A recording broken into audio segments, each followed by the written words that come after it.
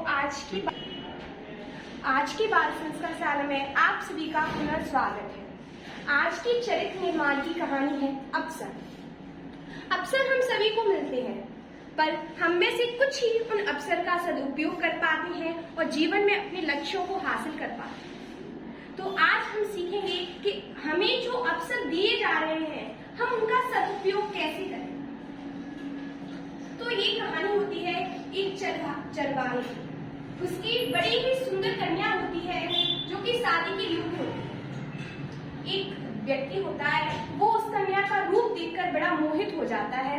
वो चाहता है कि आगे चलकर मैं इसी को अपनी धर्म पत्नी बनाऊं और इसी को अपना जीवन साथी बनाऊं।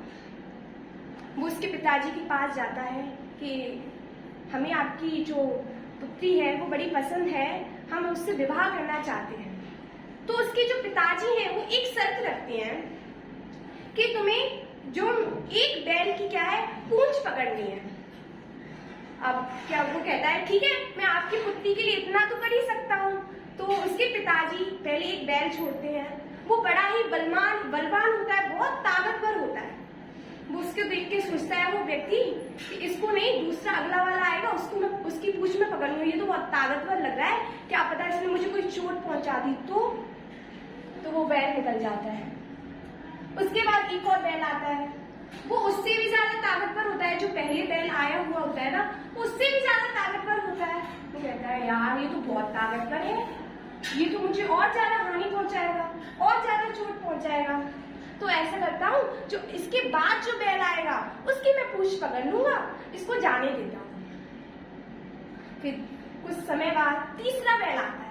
वो बड़ा दुर्बल होता है, बहुत कमजोर होता है। वो खुश हो जाता है वो व्यक्ति कि अब तो मैं पक्का उस लड़की से विवाह कर लूंगा, क्योंकि ये तो दुर्बल सा बैल है, इसकी पूंछ तो मैं हाल ही पकड़ लूंगा। पर वो बैल निकलता है। फिर बाद में पता चलता है उस बैल की पूंछ ही नहीं है। तो क्या होता है, वो पूंछ पकड़ नहीं पाता है।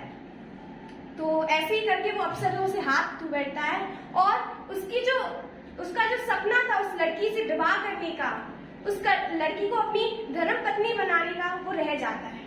भगवान ने उसको 3 अवसर दिए थे, पर उसने अगर वो पहला अवसर चुनता, प्रयास करता, तो शायद क्या होता, वो उससे विवाह कर लेता।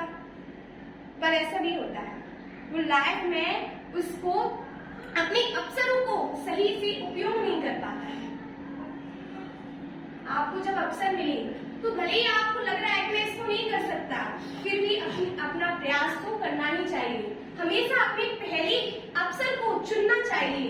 भले ही सफलता मिले कि असफलता, उसमें हमारा कुछ नहीं है। तो भगवान श्री कृष्ण भी तो कहते हैं कि बेटा तू तो बस कर्म करता जा, फल की चिंता मत कर, फल तो भगवान स्वयं देंगे। बस हमें क्या करना है, हमें जो अवसर मिल रहे हैं उनका हमें सदुपयोग करना है।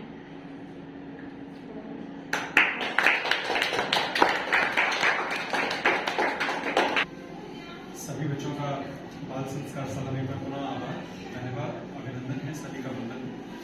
स्नेहा ने आपको चरित्र निर्माण की बड़ी श्रेष्ठ कहानी सुनाई, मुझे बहुत अच्छा लगा। मैं चाहूंगा कि एक बार पुनः हम उसके लिए तालियों के साथ तो बच्चों सही भी है